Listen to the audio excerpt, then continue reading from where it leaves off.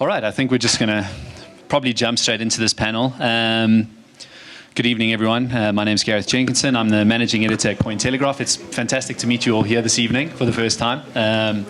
We shared a document to prepare for this panel, but I want to keep it fairly conversational. But before we start, maybe all three of you can just introduce yourselves very quickly so that everyone else here knows who you are and what you've been doing in the industry. All right. My name is Priscilla Adams. I'm the Group Compliance Director for Bullish. For those of you who don't know Bullish, we have a regulated exchange. We also have a number of other businesses, a VC fund, an OTC desk. We also own the CoinDesk brand, so the media business, the indices business, and the consensus events business as well. And in my spare time, I'm also the co-chair of the Web3 and Blockchain Committee of the FinTech Association in Hong Kong. Thank you, Priscilla. Thank you. Hedi Navazan, Chief Compliance Officer at 1inch, probably one of the biggest aggregators in the DeFi scene. Historically, I've worked with blockchain analytics, Crystal blockchain, and I come with a TradFi background, working with HSBC, ABN AMRO, ING Bank, and regulators, Dutch Central Bank. Very happy to be here, and I just wanted to have the opportunity to thank again GBBC team, Sandra, and the team. Really kudos to you all. Second time in Davos, and starting with GBBC, it was my first experience, and that would continue. Thanks again to the team. Hello, Marcin Zarakowski. I'm a CEO of Token Recovery. We are a Zug, Swiss-based company that does blockchain investigations, and we also coordinate recovery of stolen crypto assets. It's also my second time here in Davos, and also my second time at GBBC event, and it's a must-be event here. Yeah, it's also my second time here. I was here 2 years ago. I've been working in the industry for about close to 8 years now. 3 years really working sort of in depth, covering the industry as a journalist. The last 6 months, I've become managing editor at Cointelegraph, doing a lot more strategy. The topic of our panel is something that I've written about at length. I mean, everyone sees Chainalysis as, crypto crime reports every year, and it really is a great look into the industry, and it gives you a lot of on-chain data, breaking down how illicit actors out there are using blockchain to facilitate crime. If you ask me, this has really been something that has been probably spun in the wrong way by mainstream media for a really long time. I don't think blockchains are the best way to facilitate crime. If you want to move money around, just do it in cash, and that's probably the best way to do it. It's going to be a lot more behind closed doors. But Chainalysis's latest crypto crime report claims that stablecoins facilitated 63% of crypto crime last year, and that makes a big shift away from the use of Bitcoin probably 5 to 10 years ago, and the amount of illicit proceeds that were just flowing through Bitcoin, through darknet marketplaces and that kind of thing. And perhaps this is where we can just start the conversation. Each of you can paint your picture of how you see illicit actors using cryptocurrencies for crime, and if you think, like I do, that it has been grossly overstated and there's a lot more positive than negative in the space. I'll throw it out there for anyone. Maybe Priscilla, you can take it first. That was not on the list of prepared questions, but I forgive you. We'll keep it conversational. Keeping me on my toes with jet lag. Right, so I think what I see, I'm not convinced that I think it's important that to ground it in reality, that the percentage of financial crime that's being perpetrated by crypto is a fraction of what we see from the traditional banking systems. If you look at a lot of the national risk assessment reports that the countries put out every year, and if you're a CCO and you're doing your own risk assessments, then you're referencing those documents anyway. And every single time, I think what I've noticed this year is, although the amount of crime is might be increasing only because of usage and as part of the broader bull run that we've been seeing across the markets has been driving higher usage, and higher usage results in more people participating in the market, good, bad, and ugly. At the same time, all of those reports heavily caveat that while this is an area to be watching, so it's more of a watching brief, and yes, there's more fraud. I think fraud's the biggest one that we're seeing at the moment. At the same time, this is really a fraction and a drop in the ocean when it comes to the amount of illicit activity that is transpiring still in traditional financial markets. Maybe I can add to that. Actually, I prepared statistics, not numbers. More so than mine. Yeah, I mean, this has been always said, but I think with numbers too, like the amount that has been laundered via fiat currencies has accounted for as of 5% of the global GDP, while the illegal activities related to cryptocurrency has been below 1%. And I think that, and even if we think about it, that the data is even much more than that, because normally this information coming, they don't always show the real data, so the crime rate is higher. But if we want to look, still the gatekeepers are the banks, the TradFi and centralized exchanges. If I want to pick one risk from cryptocurrency aspect that we should be concerned is off-ramp services. Because criminals, as long as it stays on blockchain, they cannot cash out. And I'm not saying whether we worry about, we obviously have to monitor certain risks, especially when we talk about crypto. It's purely cybercrime related risk. If we are talking about money laundering or traditional, trad-based money laundering, those type of schemes, terrorist financing, those big risks that everyone, very much concerned. Criminals, bad actors, they need to cash out. Where do they cash out? Off-ramp services. So if it's in crypto, in any other tokens or coins, one way or the other, this needs to be cash out and turned to the cash. So either it purely goes to centralized exchanges. So they are one of the gatekeepers in terms of off-ramp services, and the banks, traditional finance. And I think the only, this is unfortunate, but crypto has been in the media for last couple of years, taking all the blame. But with all due respect to the banking sector, but I think they have been very well lobbying against the crypto community. And I mean, this is not, I mentioned, this has been words from European Parliament MEPs. In a conversation when we had before MiCA regulation was going to be announced as the bill, there have been a lot of concerns. One was banning private wallet use. And this was, I mean, for the community, this is the nature of this scene. And we just got the message directly to our face, well, you guys don't know how to lobby.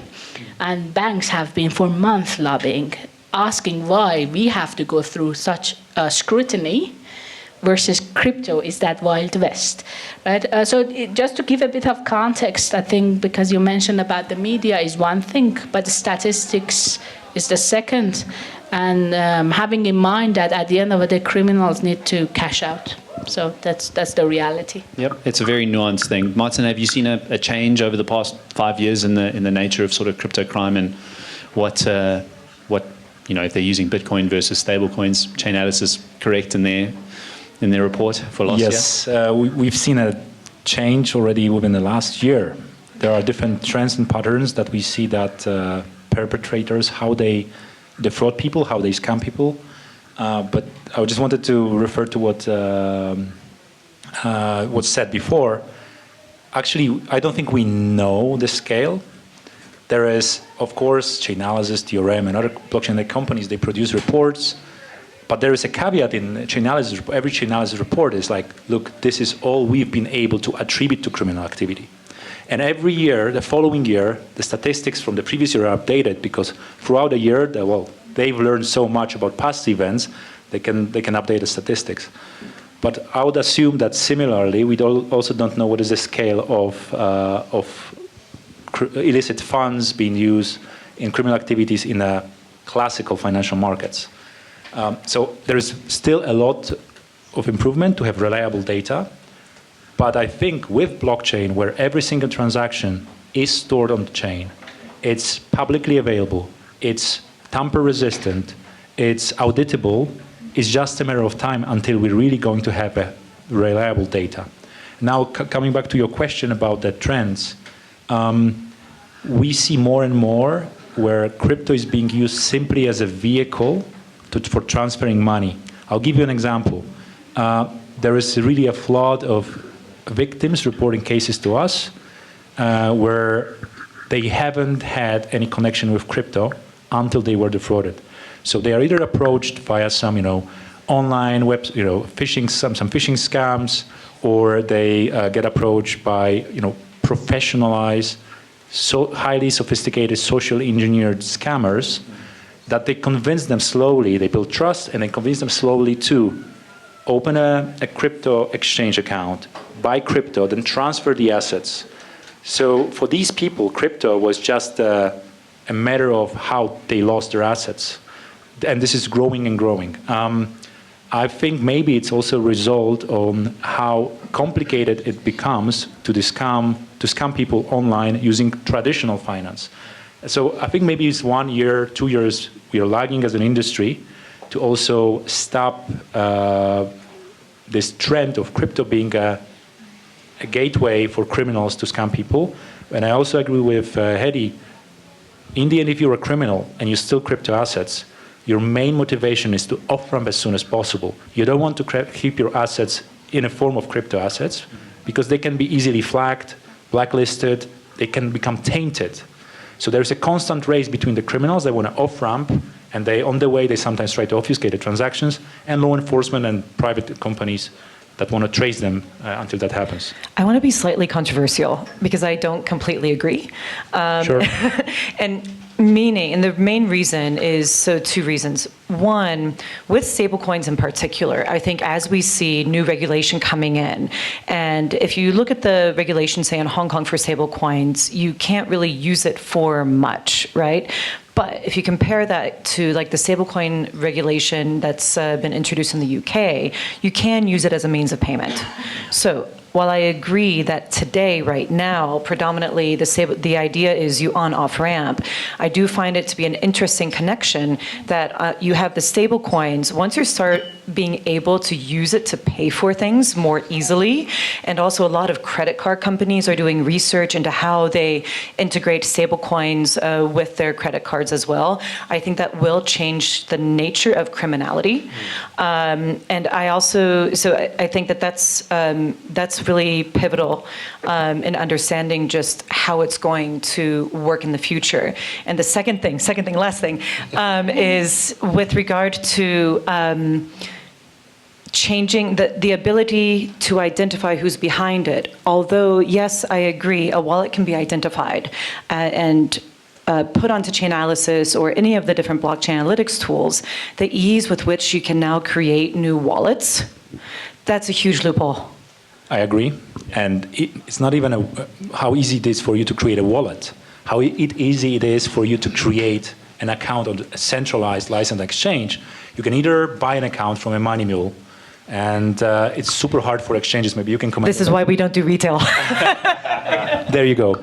Or, with all the AI enhancing, tools, how easy it is to use a fake, fake ID, fake passport. There's also a race between compliance tools, how they use AI to detect, fake documents that are created with AI. So it's like a battle. But you mentioned stablecoins. Another trend that we notice is that criminals, especially those large organized criminal groups, they steal so much in crypto assets that they eventually, they operate at businesses, and they are afraid of that some of the assets that they've stolen, they will fluctuate with the markets. So what they do, they exchange into stable coins. They want to keep the values in a stable format. And they steal so much that it's impossible for them to efficiently off-ramp very quickly. So they keep those assets in stable coins and slowly try to launder the money. So stablecoins also, the criminals found stablecoins as an efficient way to preserve value while they are laundering money. And I think that's also where it gets quite interesting as well, because that's where you're seeing, okay, new technology, use of crypto, use of stable coins, but you have this overlay of traditional money laundering techniques in terms of then how you start to extract it out of the market. I think for me, it's really interesting to see because, as you say, a lot of people move it into stable coins. That then puts the onus on stable coin operators like USDC and USDT to go and blacklist coins or freeze those assets. And then the onus on centralized exchanges to do all the KYC and AML to stop illicit actors from using them as, the off-ramp, because that's what it really comes down to, right? Is you steal a load of funds, you obfuscate them using whatever. I mean, you could use Tornado Cash, not anymore, but you use the tools that are out there, some decentralized exchanges as well, which is a point we can get into just now. But then eventually you move them to a centralized exchange, and that's where you get the money out. And that puts a lot of pressure on you guys to do what you need to do, and that's what's allowed regulators to put so much pressure on all the centralized exchanges, especially in Europe, to either play ball or no, you can't operate in this jurisdiction. Do you think it's unfair that centralized exchanges get to be the people that have to basically be the law keepers, the enforcers of the law? I think it's a matter of resources. Just very practically speaking, it's not too dissimilar from what you see in TradFi in terms of the requirements and the onus that's being put onto the centralized exchanges. So I'm not going to say whether or not it's fair or not, because we have a number of license applications in the works. But I think that that's the reality of it.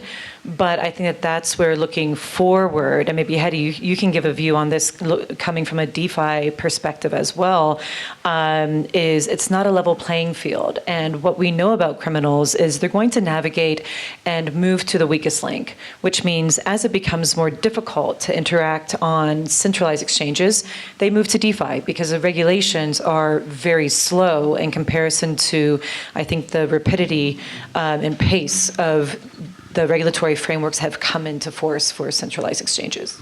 Yeah, Hedi, you can probly jump in. Yeah, Sure, I mean, yes. It must be hard for DeFi protocols to figure this out. No, yes. Well, I was in the previous roundtables during the day. I mentioned what happened at least from 1inch side. We've been self-regulating ourselves, so we were not. Anyways, the time I joined the team and the time before, the approach was self-regulation, not waiting for regulators, because one part is regulation, one part is the security, one part is about reputation of the firm. We want to be, protecting the consumers from hacks, exploits, and what. The type of risk, again, we see in DeFi, hacker is sitting there. There is a malicious smart contract. Attacker is sitting there. It's a little bit, I'm not saying it's different than what a risk we see but I have been working with centralized exchanges. I have been, seeing different, and now with DeFi, the type of conversations we are having are about hack incidents, are about smart contract audits, And nevertheless, I want to highlight this. There is this, maybe Marcin can also elaborate on that, because you guys do a lot of investigation, but there is a thin line when you are investigating, let's say, stolen funds or hacker on-chain. If it was gone through a centralized exchange, the moment it hits the centralized exchange, stop. You should reach out to the centralized the SECs and ask them for information from a law enforcement perspective, but also from monitoring on-chain. With DeFi, you can go through protocols after protocol. That is the beauty of it from one perspective. So, in terms of tracking and monitoring, but also want to highlight, it's crazy, but we do a KYB on our users, and we also introduced KYC on DAO contributors, which they were very angry probably about it. But if you are, I believe if you are part of a financial ecosystem, you need to do, you're playing a role. Nevertheless, we are not an intermediary. 1inch is an aggregator, it's an infrastructure. So we work with centralized exchanges. Their end user connects. Let's say, for example, the user of Coinbase or Binance connects to Binance, but Binance is using 1inch as the embedded infrastructure. Nevertheless, we are monitoring all the wallets, and we have cases that the centralized exchange reaching to us say why our user cannot access. They cannot. We're like, well, because the user has a certain interaction. We are not comfortable even to provide infrastructure for that. So we are monitoring the wallets. We work with law enforcement, but we don't have. Technical aspect is we are it's self-custody, right? So we cannot freeze assets. Mm-hmm. The maximum from, just to say there are different aspects when we talk about technicality of different protocols or different operational, how centralized exchanges work, how DeFi's the scene is working. We cannot freeze anyone's asset. We don't. One penny doesn't sit in our in our environment, but we can blacklist addresses. And you mentioned about, for example, Circle, Tether. We have a blacklist of whatever addresses Circle announce and Tether, and immediately on real time we just blacklist. So that is one example of how, as a DeFi player, we are at least doing our best, doing our part. I can confirm what Hedi has said. So for us, as on the investigation side, DeFi protocols, they don't pose a complication.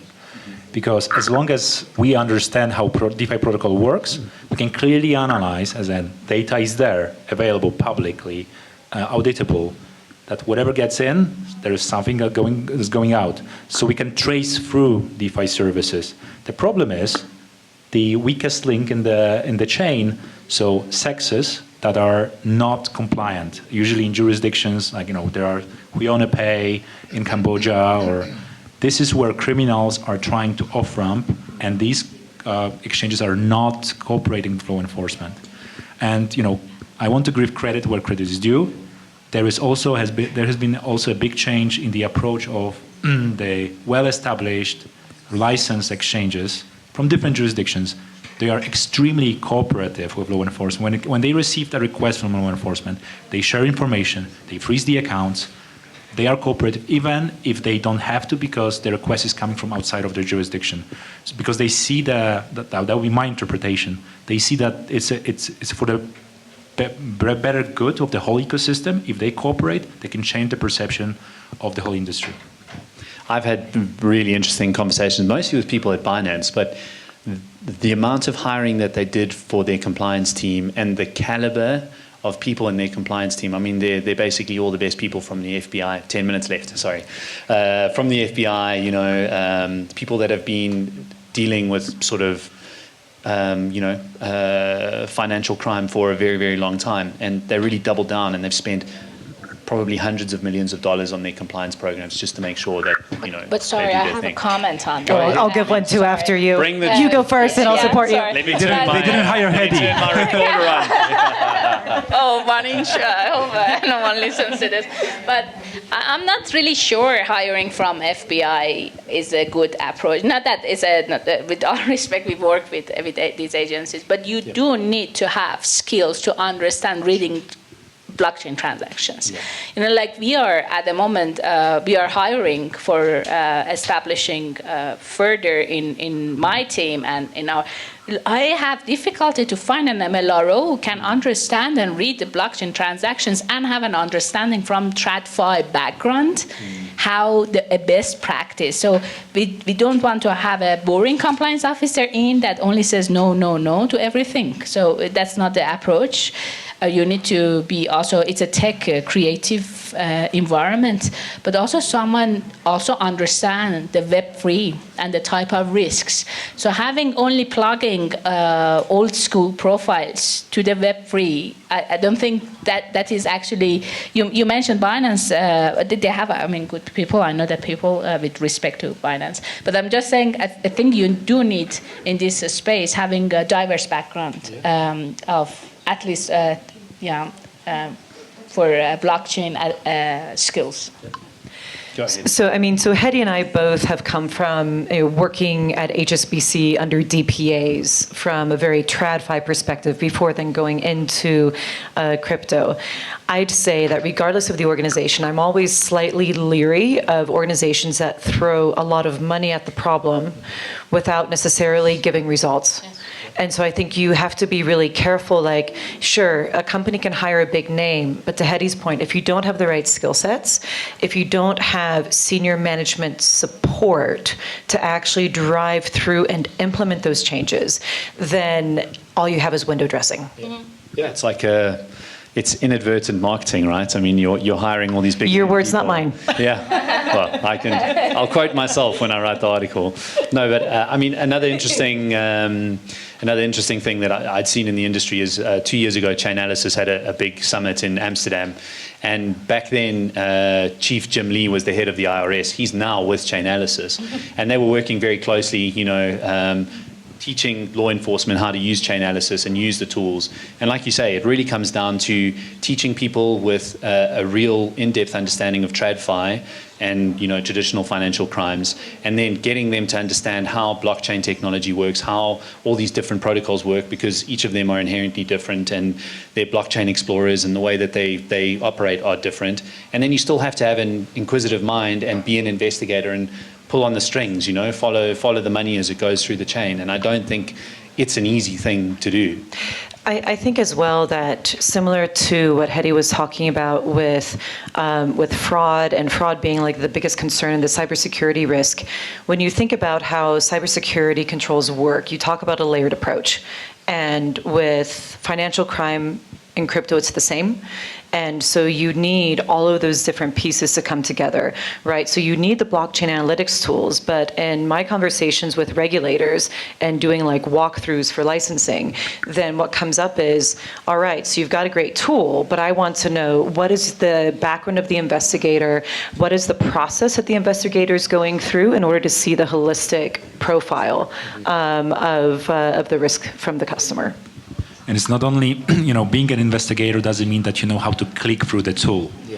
Tool is just a tool, right? You need to, so the understanding of Web3 space, DeFi protocols, how to search information, sometimes, in for less popular blockchains, our investigators are just analyzing raw data. And there are no tools available, or sometimes you check a wallet in one tool and there's nothing, and a second there's nothing, and only the third or the fourth shows you some results. So just if the investigator stopped at generating an automated report from the first tool he tried, there will be no results. So I also think, we are also hiring investigators last year. It was super hard to find this mix of good understanding of Web3 space, having this investigator's acumen, which probably many of the law enforcement officers would have. But in principle, it's hard. And I think it's a new total profession that is emerging.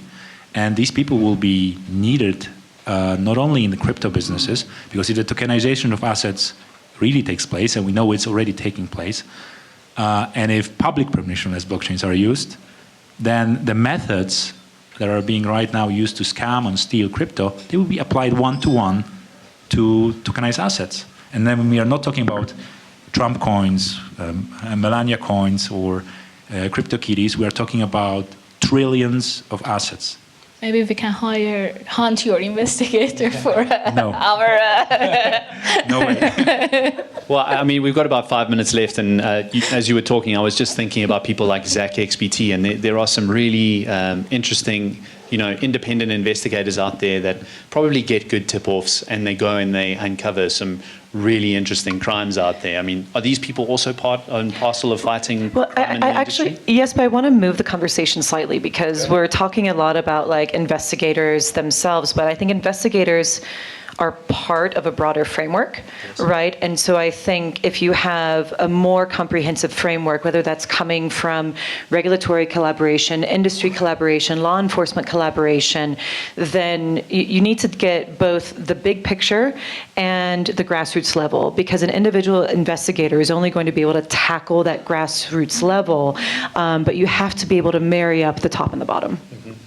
And what does it take to do that? I mean, like Mika's going to have very specific expectations of exchanges. They haven't quite, rolled out the DeFi expectation. We're talking about a European context. We are in Davos, but does it take a centralized government to tell you how to go about doing this? Maybe I can just comment from a case last week.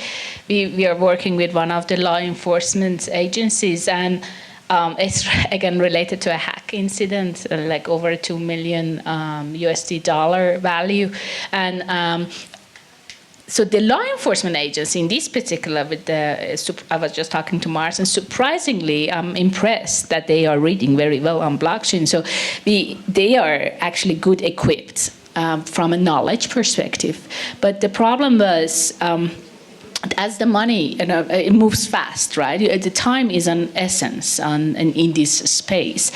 And the big portion of these funds flew to one of the biggest exchanges. I cannot share the name here, but and the law enforcement agency, we said that this is with the exchange. Now it's out from us.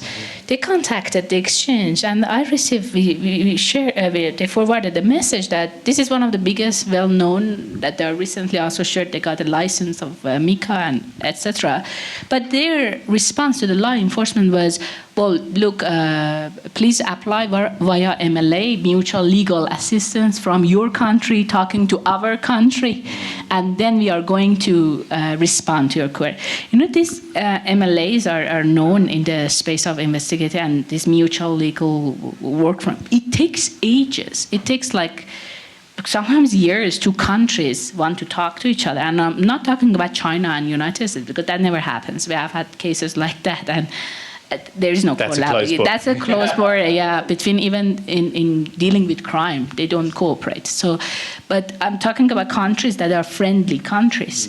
But the exchange has become so maybe bureaucratic in a way and big in the scale that they are not agile to respond. But we had medium-sized exchanges, and they immediately picked up, and they immediately stopped the funds. Half of the fund was also gone through them. So we are still seeing many crypto players are agile. They want really to act, but we are also not seeing, okay, the big players, that the big portions are standing with them. They're like, yeah, send us a letter via our US government, and we will have a look next year. And criminals move fast. Yeah, the money will be gone by then. Yeah, I can confirm that. I think Mika is maybe not the best example here because it's not going to change that much when it comes to criminal investigations. But there should be a change enhancing cooperation between law enforcement in different jurisdictions. Time is of the essence. The procedures, there should be like a centralized database where one law enforcement is sharing information like, here's the hack. I mean, I know Interpol has it, but then a case needs to be escalated over there. So enhancing the cooperation and procedures between law enforcement agencies in different countries, that's a must. And second, it's still a private-public partnership. So this voluntarily activity of centralized exchanges, which is taking place in some cases.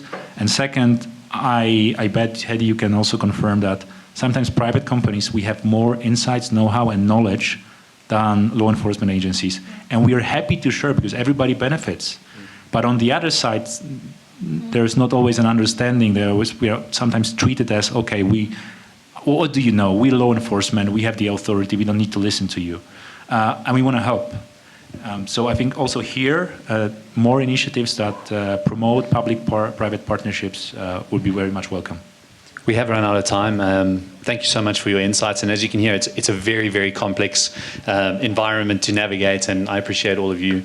I'm looking forward to connecting as well, because I'm sure there'll be many stories that we can tell from these conversations. So thank you very much, everyone. Thank